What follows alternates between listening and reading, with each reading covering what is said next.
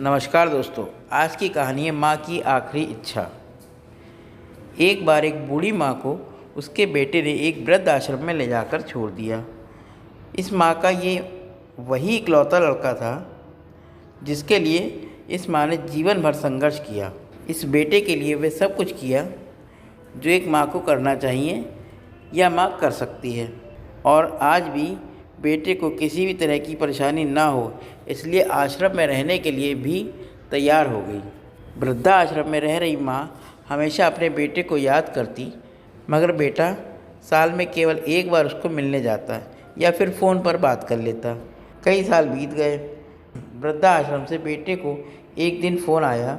उन्होंने कहा, बेटा जल्दी से आश्रम आके अपनी माँ से मिल लो, वो बहुत सीरियस है। बेटा जब अपनी बीमार माँ के पास पहुँचा तब वह आखिरी सांसें गिन रही थी। बेटे ने अपनी माँ से उसकी आखिरी इच्छा पूछते हुए कहा, माँ मैं तुम्हारे लिए क्या कर सकता हूँ, बताओ। माँ ने कहा, बेटा इस आश्रम में गर्मी और मच्छर बहुत ज़्यादा है, यहाँ पर कुछ पंखे लगवा देना। फ्रिज ना होने की वजह से यहाँ पर हम बूढ़ों को कई बार भूखे पेट सोना पड़ता है, क्योंकि किसी का दिया हुआ खाना खराब होने से नहीं बचा पाते। तो इस आश्रम के लिए एक दो फ्रिज भी खरीद कर देना।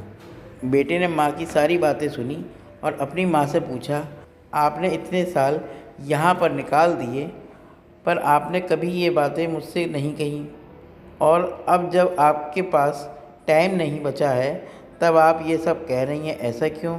माँ ने बेटे को जवाब देते हुए कहा, बेटा मैंने गर्मी, भूख और पीड़ा सहन कर ली, लेकिन मुझे पता है जब तेरे बच्चे तुझे यहाँ छोड़कर जाएंगे तब तू ये सब सहन नहीं कर पाएगा, इसलिए तेरी सुविधा के लिए मैं तुझे यह सब लगाने के लिए कह रही हूँ।